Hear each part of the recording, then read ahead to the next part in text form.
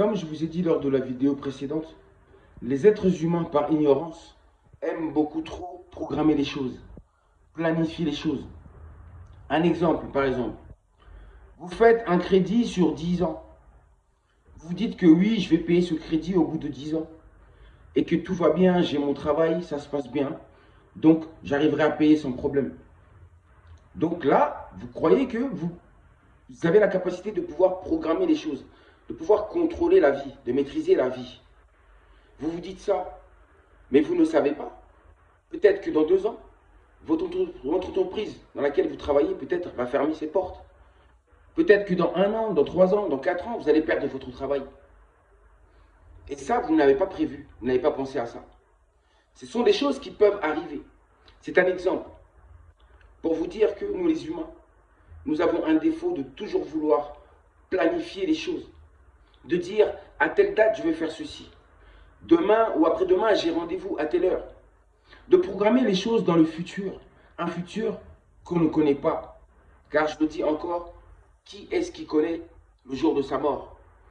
Ou par exemple, si vous planifiez quelque chose, qui vous dit que ce jour-là, vous serez en capacité, vous aurez la santé nécessaire pour pouvoir faire ce que vous avez planifié? Rien n'est certain. Tout ça pour vous dire que la vie ne se contrôle pas. C'est la vie qui nous contient. C'est la vie qui nous contrôle. Et non pas le contraire. Ça, c'est très important. Aussi, j'allais vous dire quelque chose. Sachez-le, c'est que si quelqu'un qui est conscient, quelqu'un qui est sincère, quelqu'un qui aime réellement la vie, quelqu'un qui aime réellement l'existence, quelqu'un qui respecte l'existence, quelqu'un qui respecte la vie, quelqu'un qui respecte l'univers, mais bah, sachez que cette personne sera dans l'incapacité de faire du mal. Le mal ne peut pas exister dans la conscience de cette personne qui respecte réellement la vie et qui aime réellement la vie sous toutes ses formes. Des êtres humains comme ça sont incapables de, par exemple, de détruire les arbres. Ils sont incapables de ça, car ils savent que les arbres font partie de la vie. Elles font partie de la vie. Que les arbres contiennent la vie en eux. Ils ne peuvent pas faire du mal à des animaux non plus. Car les animaux aussi font partie de la vie. Et il ne peut pas faire du mal non plus à un être humain. Il ne peut surtout pas verser le sang d'un autre être humain. Le sang, il ne peut pas tuer un être humain. Si on regarde bien, si on respecte la vie, le mal ne peut pas exister.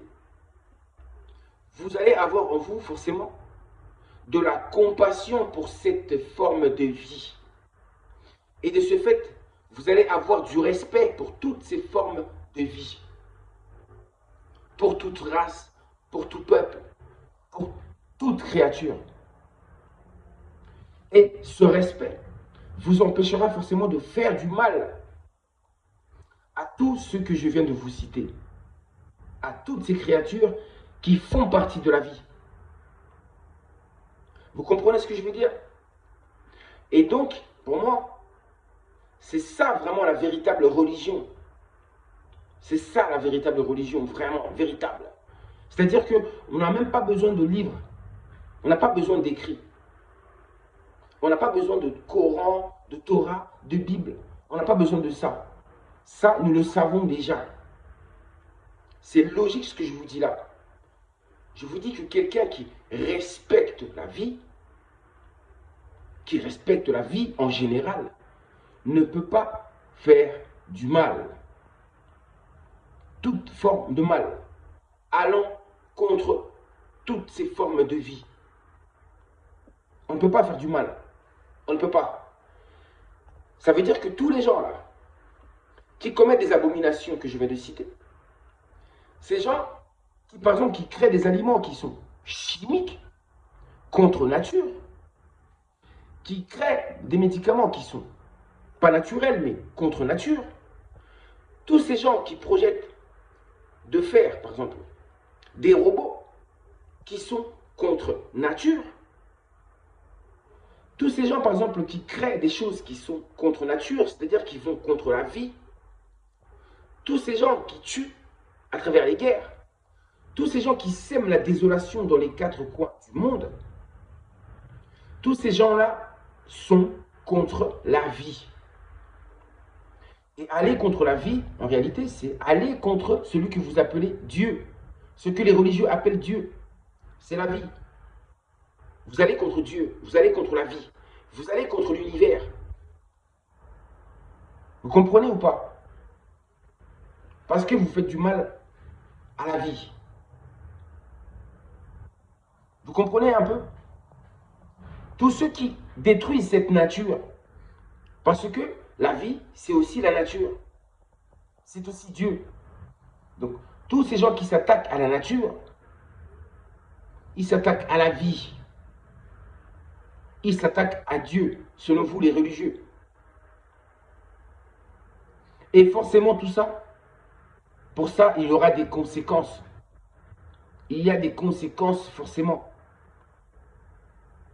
Il y a des conséquences. C'est-à-dire que tous ces gens-là qui sèment la désolation, tous ces puissants-là qui sèment la désolation, eux auront des problèmes face à la vie. Ils auront des comptes à rendre à la vie. Tous ces gens-là qui prônent le workisme, etc., qui prônent, etc., vous avez compris? Tous ces gens-là sont contre la vie. Parce qu'il faut l'homme et la femme pour donner la vie. Donc, tous ces gens-là qui vous parlent des principes contraires à celui que je viens de vous citer, et bien tous ces gens-là sont contre la vie. Ils combattent la vie. Ils combattent Dieu, si vous le voulez. Ils combattent l'univers et ses principes. Et j'ai dit forcément, il y aura toujours des comptes à rendre. Il y aura forcément des conséquences à ça. On ne peut pas défier la vie. La vie est plus forte que tout. Bomoi. La vie rendra compte à chacun. Chacun aura ce qu'il mérite. Vous avez compris? La loi du cause à effet. Cause à effet. C'est ainsi qu'est la vie. La vie a des principes qu'il faut respecter. Et quand on ne les respecte pas, forcément, il y a des conséquences individuelles et collectives. Des conséquences pour des personnes dans leur individualité, ainsi que pour des collectivités, c'est-à-dire des nations, des peuples, etc.